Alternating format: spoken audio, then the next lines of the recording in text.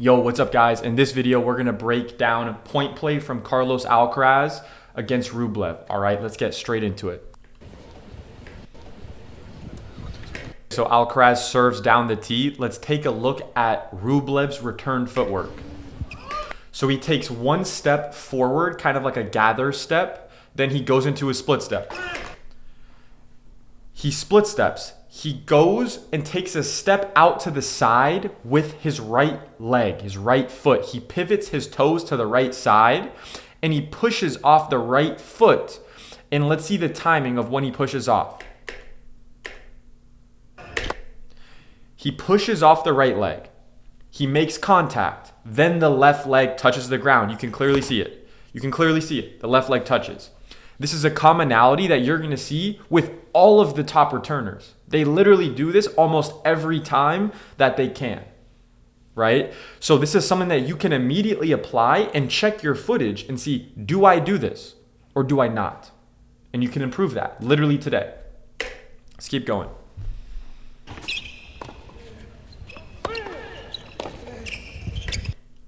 So Rublev hit a great ball that forced Alcaraz to give him a short ball. That's how you should be judging the quality of your shots. That's how you can judge the quality of your ground strokes. Did I hit a ball? It's not only did I hit a winner, right? It's did I hit a ball that resulted in my opponent giving me an easier shot?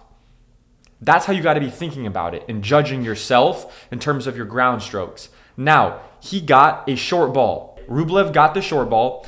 Let's see what decision he makes here. He's probably going to go either down the line or cross court. Now, the decision-making matrix here is if I can hit a winner cross court, I'm going to go cross court. If I believe I don't have, a 99% chance of hitting a winner cross court, it's very simple. I'm going to rip it down the line. So let's see what decision Rublev makes from here.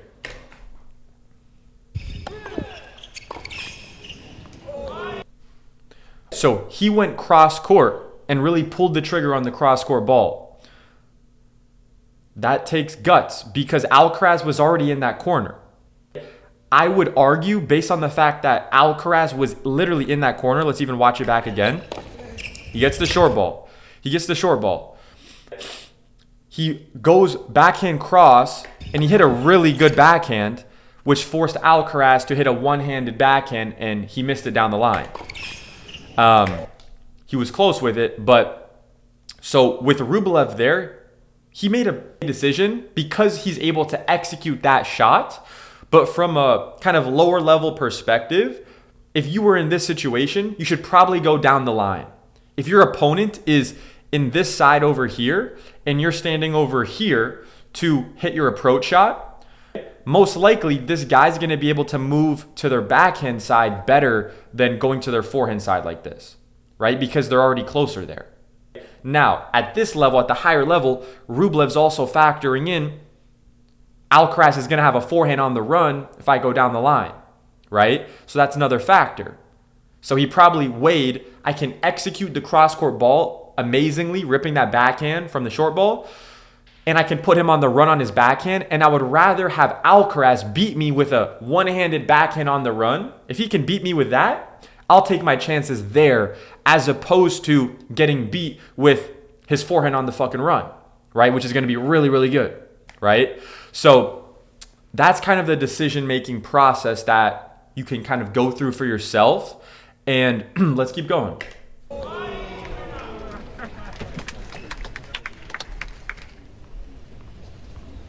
Notice Alcaraz is going through his serve routine in practice as well. Do the same thing for yourself.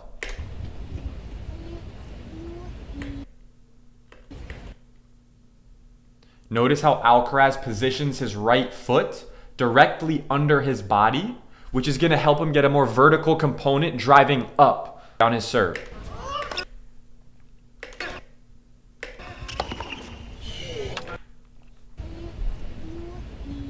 So he serves out wide. He breaks the sideline. Look at where Rublev is returning. Rublev took risk on that serve, return, and went down the line. Now, was that a good decision or was that a stupid decision? Let's actually break it down. So oftentimes lower level players, they're coached this, and it's not wrong. It's actually good when you're starting, which is you're out of position, you're outside of the court, go back cross court, right? Maybe spin it a little bit more, hit it a little heavier, go cross court, give yourself time to recover. That's all good. That's great. But that's kind of rudimentary first level stuff there. At a higher level, there's different ways of taking risk and weighing risk and reward. So here you have to break down at a higher level. Alcaraz hits a great serve out wide. I'm on the stretch, right? And let's say I get the ball back cross court. Positioning wise, because I'm so freaking far out wide, my opponent, Alcaraz here, is going to be able to, even if I make that ball, because of my terrible fucking positioning here, I'm basically going to have no chance of controlling the rally, the rest of the rally. So maybe Alcaraz misses, whatever, but odds are I'm going to make that ball back cross, and he's going to still dictate to the other side, and now I'm on the run. He's probably going to come to net, and I'm toast, right? So start seeing kind of the bigger picture of kind of the next chess moves that are at play. So the reason why I'm mentioning that is because once you know that, now it's like, well, if that's what would happen if I realize I'm out of position and go cross, what's the alternative? Well, why would I go down the line? If I go down the line, isn't he just going to be able to go cross court and, put me on the run? 100%. If you just guide the ball and get it back. So the decision making there is whether when you're far out, when you're out of position, like in this situation, the lesson is at a higher level, you have to learn to take calculated risks. Sometimes that might look like literally like almost like slapping a ball cross court, like hitting it bigger, taking some risk to make sure that I would rather make a ball that is like actually gonna keep me in the rally rather than me just prioritizing consistency. Whereas at this level, it doesn't even matter because even if you just get that ball back, you're gonna lose off that next shot. So it actually makes sense to take some more risk here. Now, even if Rublev rips that ball back cross, like hits it huge, Alcaraz is good enough, he's going to be able to just rip it to the other side, and Rublev will be toast. He'll have no control. So kind of here, the only way for him to kind of have control over the rally here and gain that control and have the best chance of success in this rally is actually taking that decision, making that decision, and going line here. So at the surface level, it might be like, oh, that's a bad decision. He's just, slapping the ball down the line. But there's actually a real reason why strategically this type of risk taking is the best chance of him winning the point, right? You could argue it might not be the best chance of him making the ball, right? He could probably have higher percentages if he just went back cross court with some more spin. But what's the benefit of that? How is that going to benefit him in the rally? Alcaraz is just going to put it away to the other side. So he has to take some risk and realize, wait, I'm in this position. He knows kind of what would happen if he goes to this spot. So he takes calculated risk.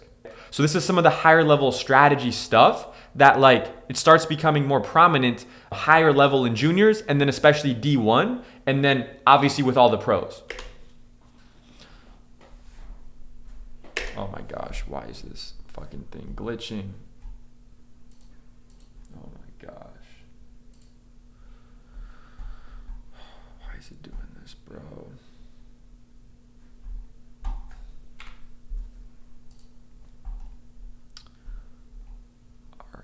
All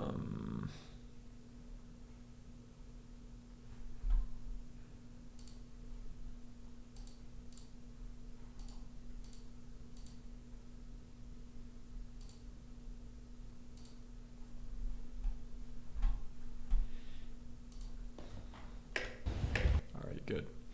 All right, we're good still. All right, let's see this again.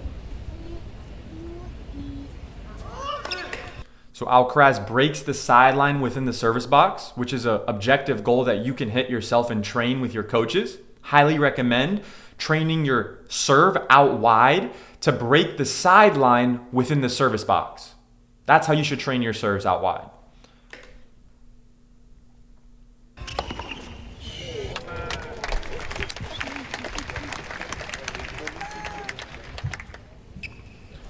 All right.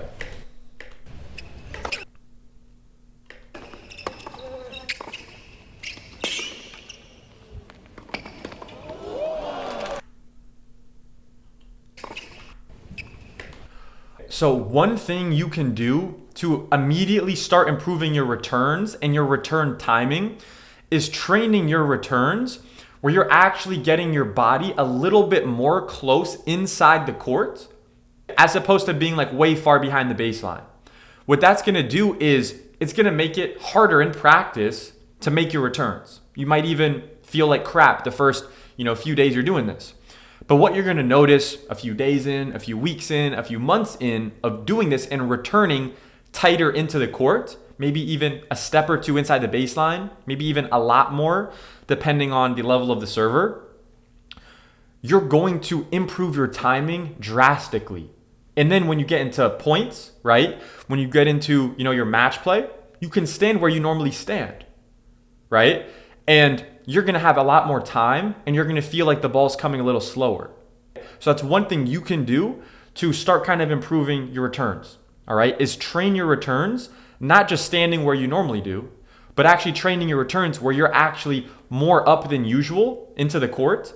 So you're forced to have better timing. And that's how you can actually speed up kind of like your brain power and be able to actually time the ball better.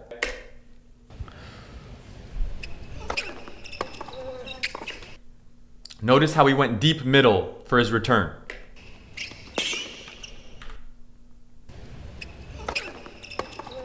So I'm going to break down where Alcaraz made the mistake here. Even though he won the point, he made a mistake strategically. Look. So the ball, Rublev did a good job actually of keeping that ball below the net. So because the ball's below the net, I kind of get why he's going cross there.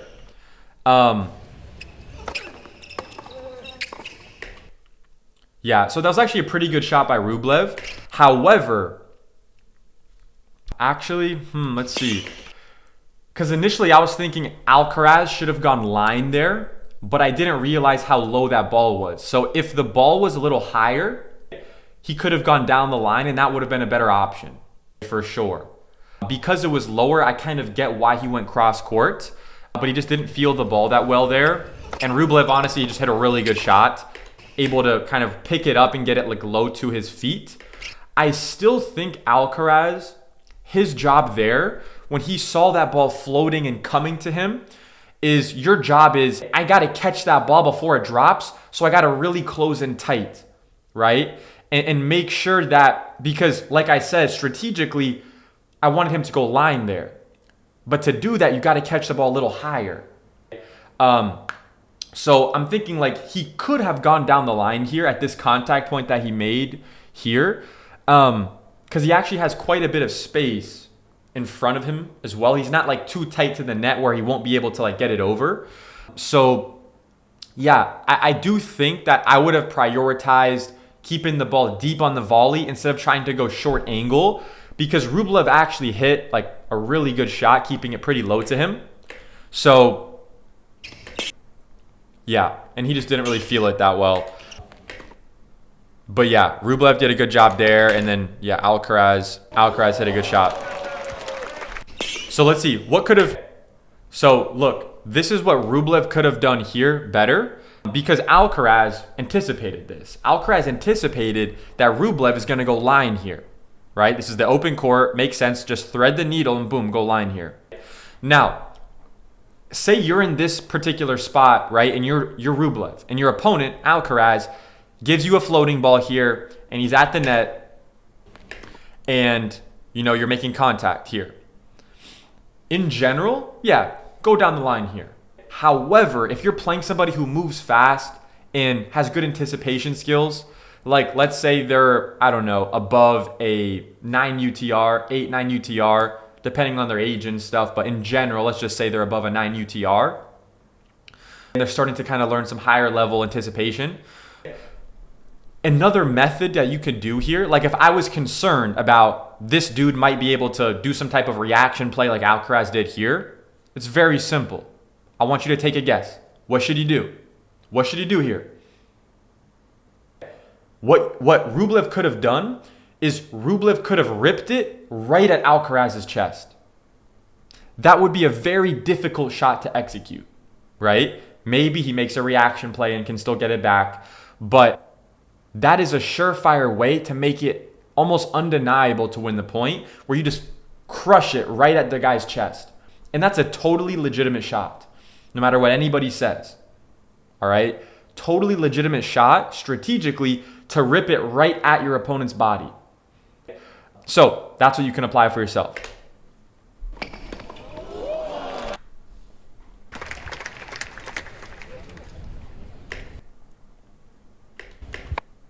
Notice how Alcaraz takes a jump up in the air for a split step. A lot of players just do a little baby split step. That's lame. That shit is so lame. Jump into the split step so you can actually have more energy to go out to the side or go forward. It's just, do you want to make it easier for yourself or harder for yourself? If you want to have to expend more energy, do a tiny shitty split step. If you want to make it easier for your body, which is what I would want for myself, I want to give myself that advantage. Let me get some energy into it, right? And that's something that is such a low-hanging fruit for players that when I see players not do a proper split step, I'm just like, dude, number one, your coaches are fucking up. But number two is like, are you really taking your game seriously, bro? You're not even doing the easy shit. You're not even doing the easy shit that you can do for free. Doesn't cost any money to do a fucking split step. So why are you not jumping into the split step? Why are you not doing that? Maybe you weren't coached on it. Maybe you're just not having that habit being reinforced. Maybe you don't even think it's necessary. There's an argument for that. But I just don't think it's that strong. I would rather you develop it like that, have a massive split step, and then look, yeah, then you can dial it in. You don't have to do a massive jump every fucking time. But if you don't go through that process of learning that and developing that, and you can even see here at the highest level, this is what he's doing. Don't do it because Alcaraz is doing it. Do it because it's the right thing to do for you. And just by the way, side note, Carlos Alcaraz does it too, bro. Right? So think about it. And take a real look at yourself. And ask yourself, when I'm in the short court warming up, am I doing a split step? When I'm rallying from the baseline, am I doing a split step? Or am I just being a lazy bastard out there? Ask yourself that. Be real with yourself.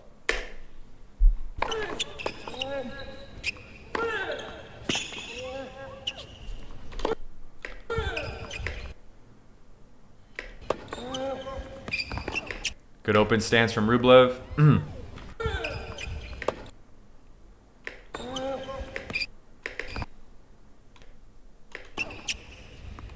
That's a good miss. That's a great miss. If you're Rublev there, that's a great miss. He just missed it a little bit long. That's just an execution error. He did the right legs. Maybe he tried to hit it a little bit too flat, but I mean, he makes those. So that's a great error from Rublev there. If you're his coach, this guy over here, you got to be positive about that.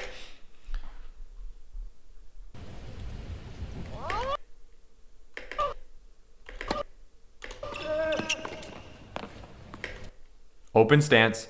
Notice how Alcaraz places his right foot really far behind his body here. So when he pushes off, he can really explode and get a lot of that leg drive into the shot.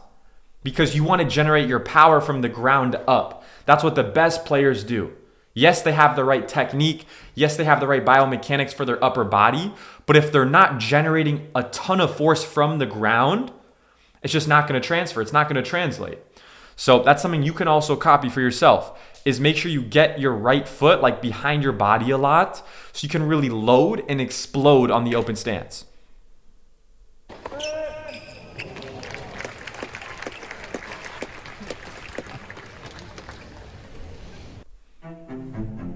It's hidden in your home, invited by moisture, leaks,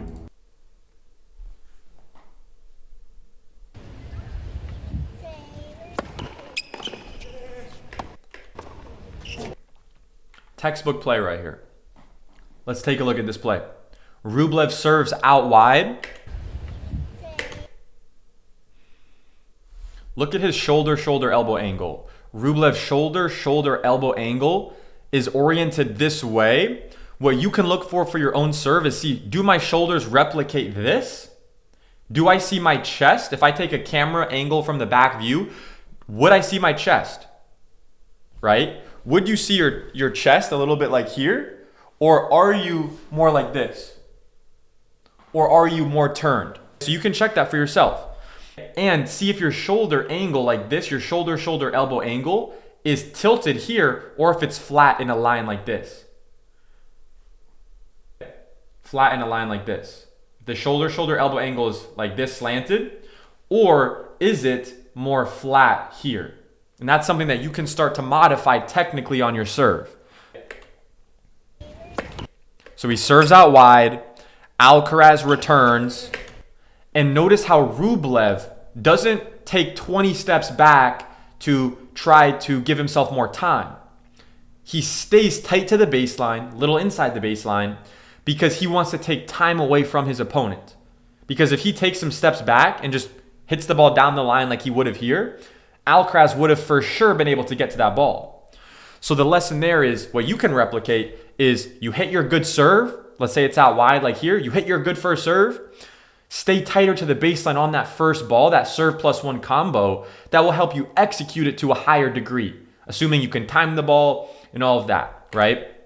So Rublev does a great job of actually, I want to show you one more thing technically that Rublev does well too. So one thing that Rublev does really well on his backhand technically is he turns his shoulders so he can show his opponent his right shoulder blade. If you can see here, Alcaraz can literally see Rublev's back. So when you're training with your coaches, ask them, hey, when I'm hitting my backhand, can you see my right shoulder blade? Can you see my back? That's a great cue that your coaches can apply for you right now. Now,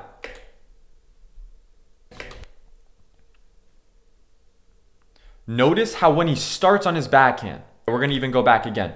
I'm going to show you another concept technically, all right? So, hold on, I got to go back again.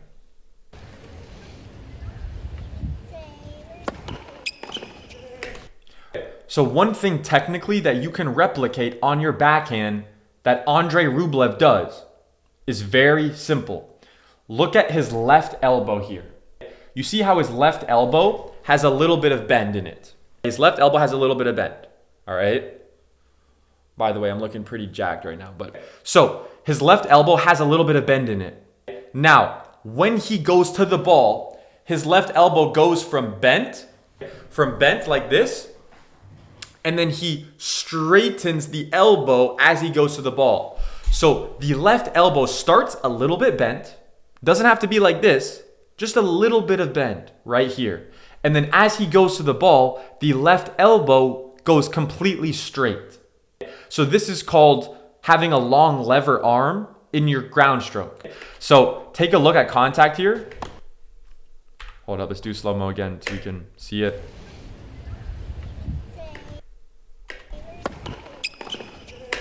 Bent. Look, it's already straight. So I just want to get it in slow-mo one more time so we can see it.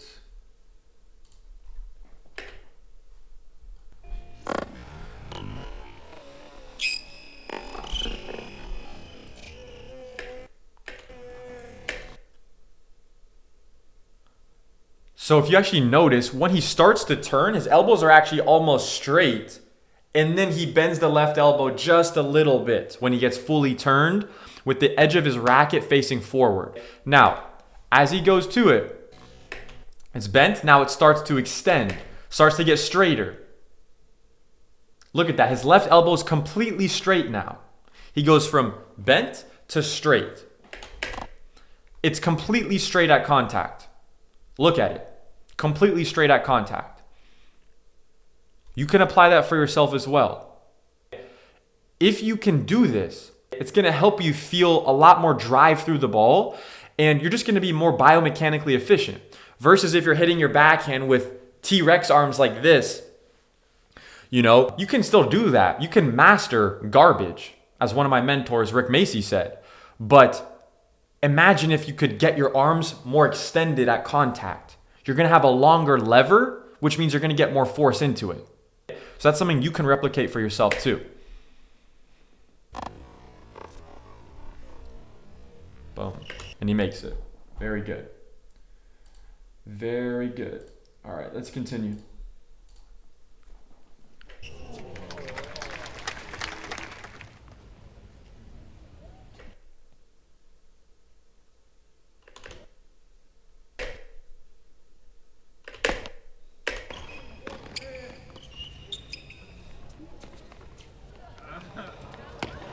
Oh, wow. Good wheels from Rublev there.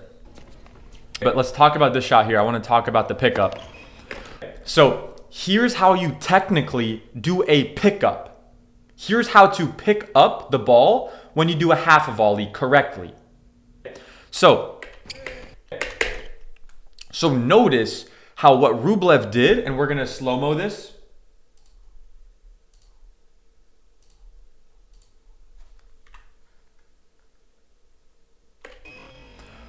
So notice how Rublev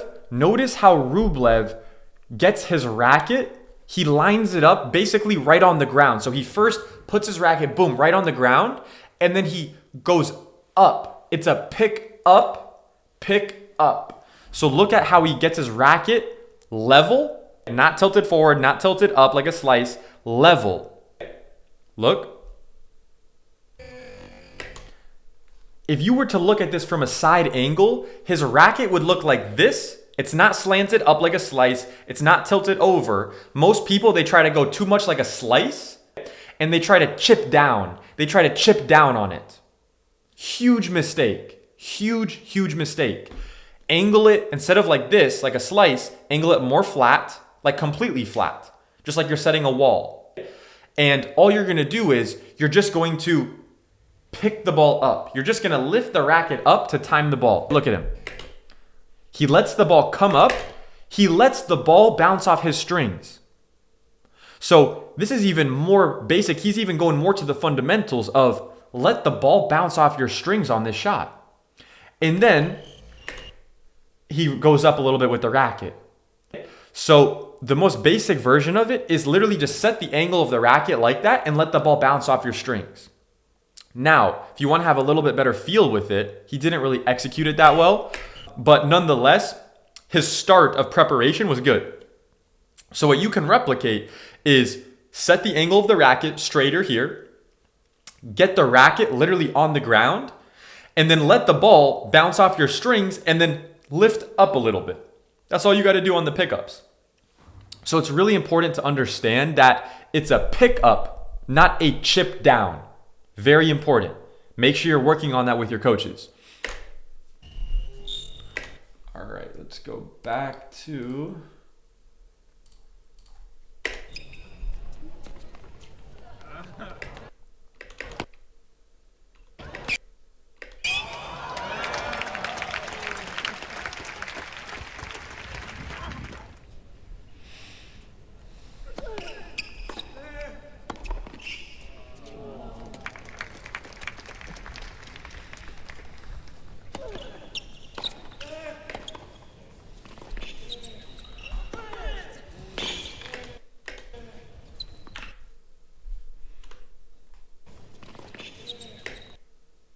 Notice how Rublev keeps the left hand on the racket until the ball bounces. Rublev is keeping the left hand on the racket until the ball bounces. When he lets go of the racket, look at this positioning here. His left arm is parallel with the baseline. His left arm is parallel with the baseline. His racket head is above his wrist. His right elbow, he's airing out his right elbow so his armpit can get some air. He's not tight in like this with his elbow. He's up here, his elbow is up more, and his racket stays on the right side of his body. These are all checkpoints you can check for yourself as well. It doesn't mean you have to do everything just like him, but if you're trying to figure out how can I get better biomechanics, look at your video and see, do I hit these checkpoints? I promise you, you can totally practice this enough and master this for yourself. You're literally in control of this, of how you move your body. It might take some time to be more consistent at making it a habit, but you can totally replicate these checkpoints here. Literally today, you can make a decision. I'm going to keep my left hand on the racket until the ball bounces. Or you might say, oh, I've been doing it a different way for a bunch of years and it's been...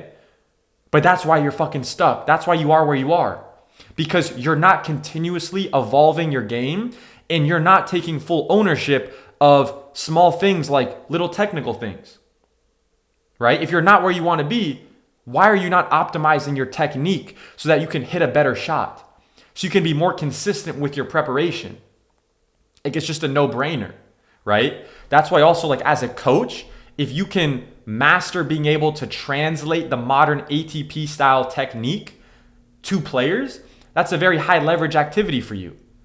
That's what clients will pay you top dollar for. All right, let's get back into it.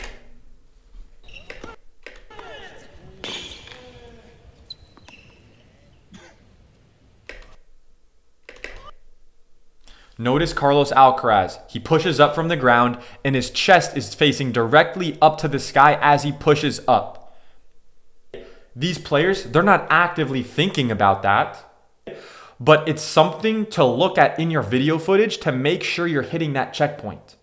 Because if you don't, if you're going up to your serve and your thoracic mobility isn't going up, right, like this, and your body isn't letting you do that, right, from the upper back, the thoracic mobility, you're not going to get as much power on your serve as if you did, right? And I've also done this for myself. I used to not do it. I learned from a coach at IMG Academy, referred to as the serve doctor, and he was looking at my footage and he was like, dude, your chest angle is dog shit. He didn't say that specifically, but essentially that's what he said. And I was like, dude, what is a chest angle? I've never heard that. I've trained at some of the best academies in the world and no one ever told me about the chest angle, right? Which is crazy. And it was a huge shift for me because I understood, he actually made it make sense because I tried it. I looked at all the pros of the serves I want to be like, and I'm like, oh my gosh, they're doing this. And I'm not.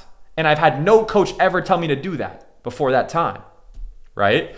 So there's always something to learn, guys. And for you, maybe it's this. Maybe it's this. Maybe today it's implement the chest angle on your serve.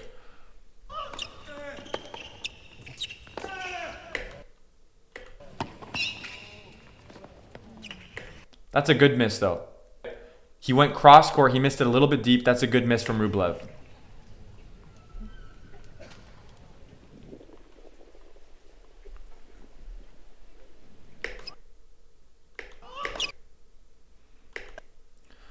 Distributes his weight on his outside leg. He pushes off, makes contact, and lands on his left foot. 1, 2, 3. 1, put your weight on your right leg. 2, push off the right leg and make contact. And then 3, the left foot now touches down in front. Hit those 3 checkpoints and your return will for sure be way better.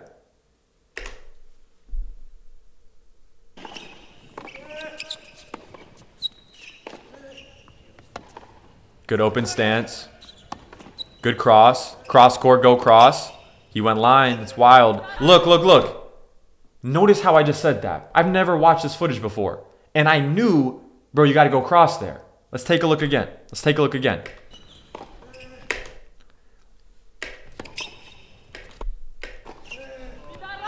Yeah, so let's go back actually to the beginning of that point. I want to see how it started. Served out wide. Rublev goes to his backhand, cross. Rublev goes cross. Alcaraz goes cross again. Rublev goes cross. So Alcaraz went down the line.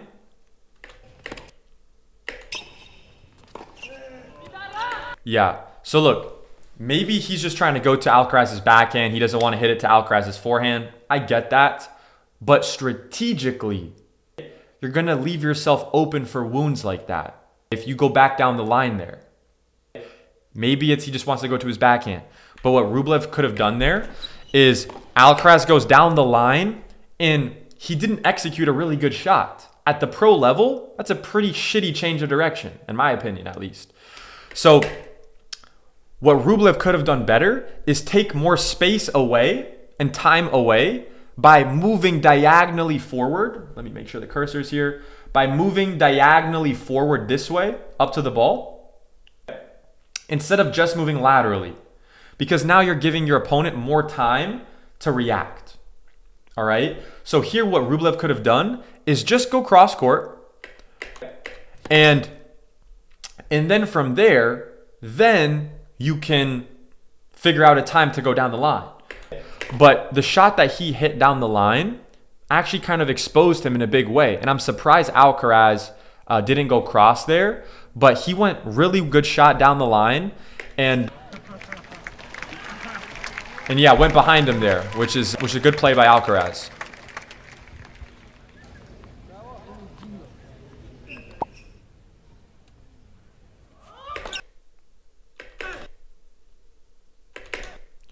So let's look at what Rublev is doing here. So one nuanced point on the return is this. If they hit the serve directly to you, right? Like let's say you know it's going to your backhand, but it's directly to you. You don't need to take a step out to the side with your outside foot. So what you notice here is he split steps. He just pivots his foot, but he doesn't take an additional step. And why doesn't he do that? Because there's no benefit to taking another step to the side because the ball's coming directly to him. So the goal there is you're already in your stance, so just get in the stance, load your legs, and then make sure that you can transfer the weight where you push off the right, land on or here it's the opposite side, my bad. You push off the left, and then you land on the right. Now, because Alcaraz hit a pretty good serve to his body almost, but to his backhand, he plants on his left foot. He still has his right foot on the ground. He rotates, he rips it, he generates force, and then lands on the right foot.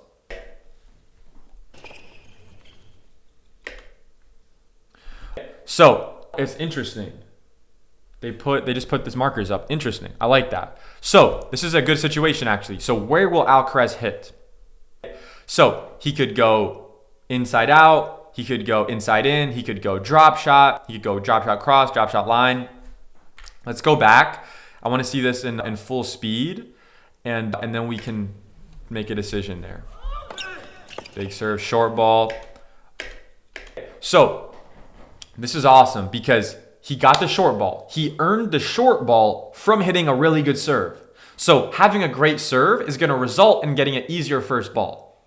So now he has all the options on the menu right now. So let's talk about the menu right now for Alcaraz. He's got option A, B, C, D, E right here, right? He can go to any of these locations. Now, what do I think he's going to do? He could go inside out, inside in, drop shot, down the middle, whatever. Now, because he can totally from here, he's in position, he could easily rip it inside in. He could easily rip it inside out. He has these options for sure on the menu right now. Now, from there, all that tells me is he can also use the drop shot. So when it comes to that, this is a great opportunity for Alcaraz to use the drop shot. Now, let's see what he does. I think he's going to go drop shot, all right? And I think he's going to go drop shot to D. Let's see what he does, though.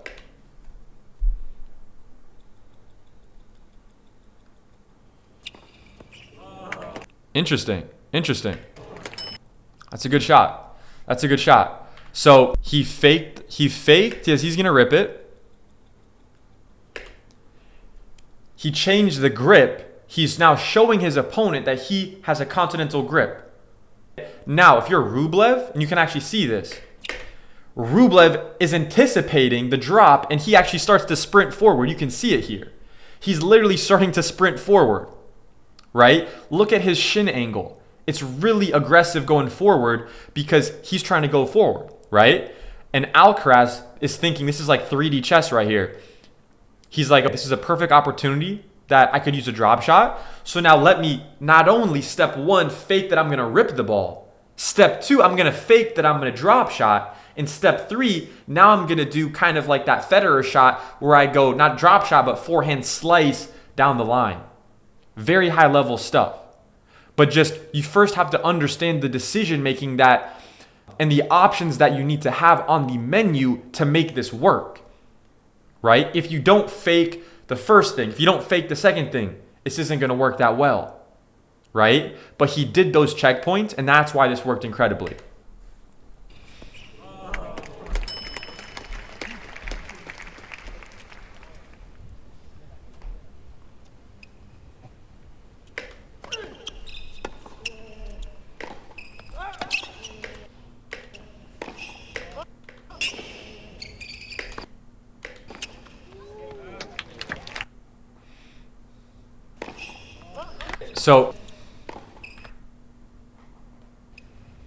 So we're going to break down even higher level strategy here of how Alcaraz could have given himself a better chance of winning this point here. Even when it was kind of like he gave the guy a really floating ball and he has no chance. Here's how you can make a decision to increase that chance.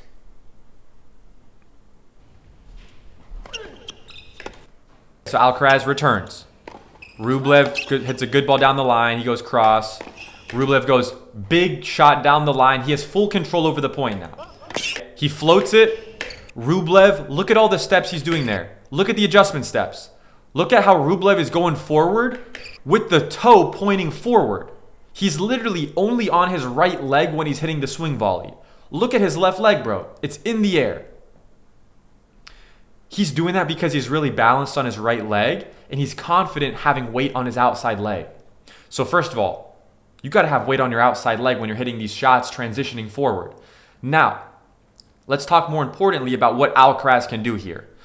You're giving Rublev right now a forehand swing volley approach shot. So decision making from Rublev is, am I going to go down the line? Am I going to go cross court? He's probably not going to hit a drop shot or a short ball because he's got a forehand grip and he's already in motion of hitting the swing volley.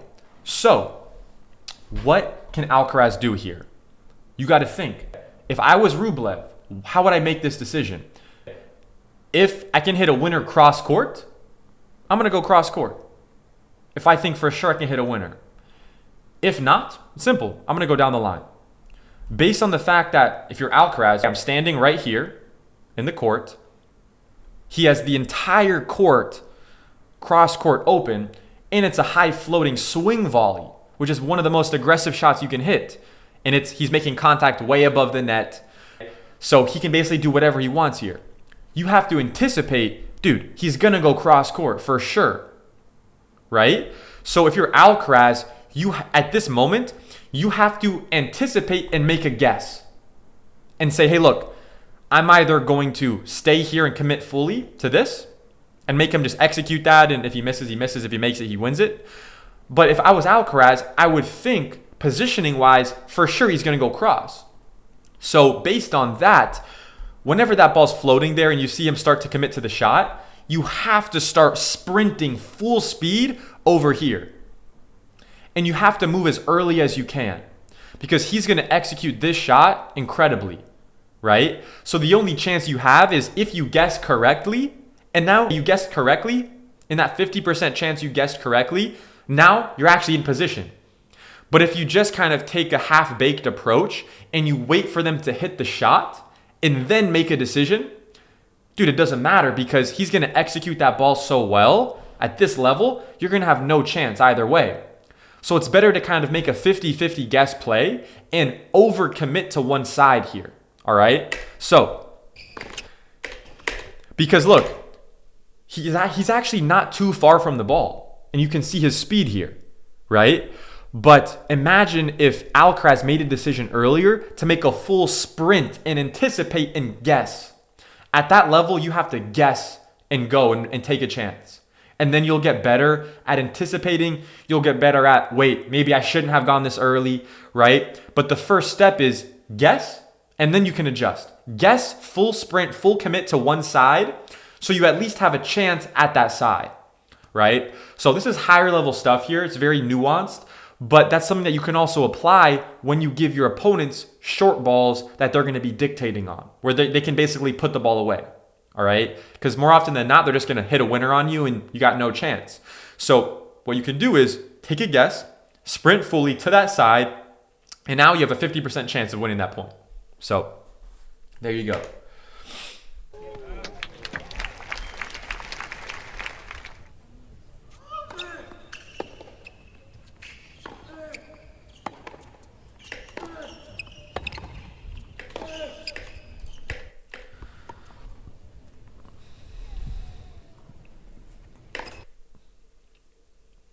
Notice how he takes he split steps and takes a step out to the right.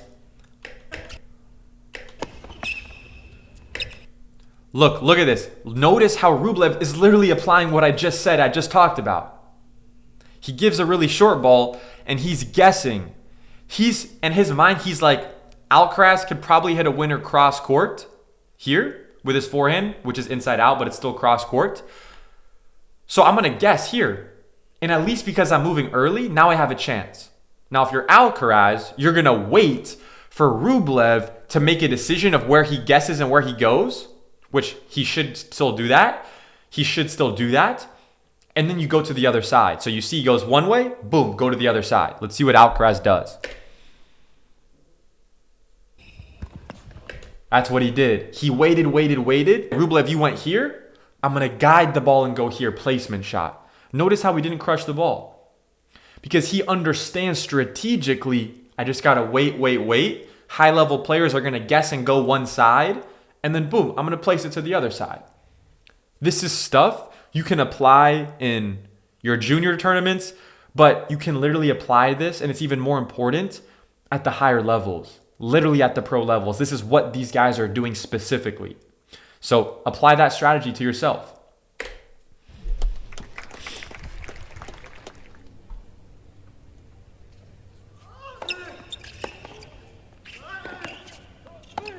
Good decision to go inside out. Keeps the left hand on the racket till it bounces. Cross, good. Go cross. But I want to rewind this here. Because, yeah, that was a bad decision from, let's restart it again. That was a bad decision for Rublev to go back line in that particular situation after Alcaraz didn't do a really good change of direction. Wait. Let's start it over. Serve out wide, goes cross, good. He goes kind of middle here, inside out. Floating ball, but it was still deep. So he goes back. Court. Here, Alcaraz hit a deep enough shot. So it's going to be tough to go line there. And notice because he went down the line, Alcaraz was still able to find his forehand. And now Rublev is now stretched even more on the run. Versus if Rublev went cross, now Alcaraz would be on the run. Now Alcaraz has to move. Now Alcaraz has to do something. But now Rublev is now out of control again. Right? He's on the stretch. And he went line on that. That's a wild decision to go line there. He should have gone cross. Yeah. I think he missed the shot anyway. Yeah, he missed that shot. But yeah, it's not even like the miss that's wrong.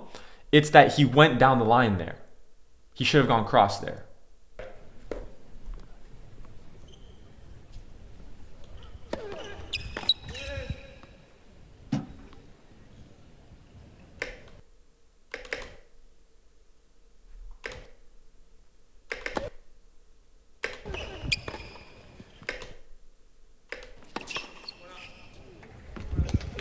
Wow. It's a short ball. Big cross-court ball there. It's good. Out wide serve. Nice. Yeah, if you're Alcaraz there, look, let's see here. Wow, really good technique from Rublev.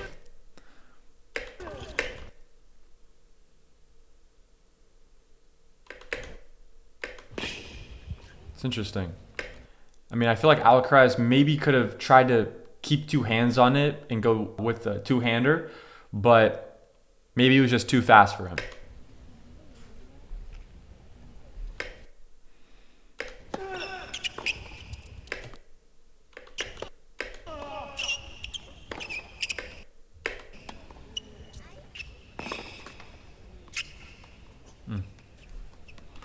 So let's see if that was a good decision by Rublev. Wow, I really like this aggressive step and wow, look at that. Look at how he steps in open stance with his right foot forward when he goes to strike this, and he's actually really balanced. Look at his body. This dude is really balanced here. This guy's a fucking animal. Look at this, super balanced. And look, he just clipped the net a little bit, but he was actually in position there. It's pretty impressive. You know, he's taking a risk going down the line there, but I mean, he just clipped the net a little bit. Positioning wise, he did a pretty good job actually getting in position there.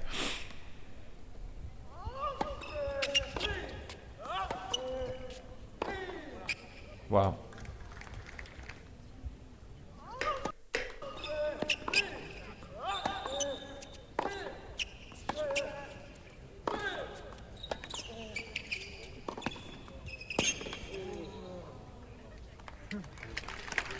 Yeah, Rublev just does not want to hit to Alcaraz's forehand.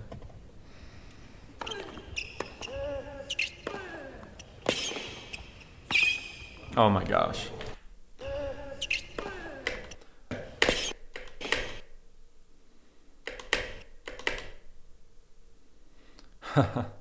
So, if I was coaching Rublev here, it's very simple. This is what he's got to follow. He's got to follow this rule here. So he serves, hits a great approach shot. He's coming in. Very simple. You got to keep your legs a little wider as he's coming in, but you want to time it, take little adjustment steps, find the outside leg, push off the outside foot, all right? And yeah, that should have been a backhand volley. And you see how his legs are more like kind of closed here? He should keep his hips more open. It's going to make it easier to be versatile going either way on the volley versus his hips are closed off and he's trying to hit a forehand volley like this, right? I mean, very difficult. Yeah, that's just interesting decision to go forehand volley there. But yeah, I would recommend keeping your stance more open as you're coming forward and then backhand volley on that.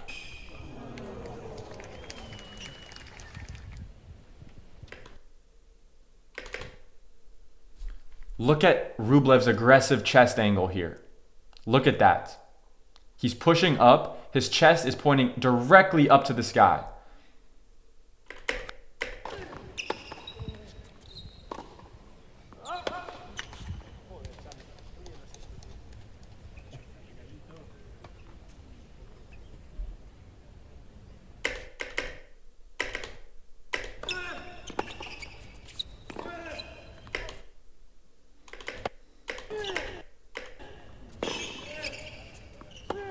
Good open stance.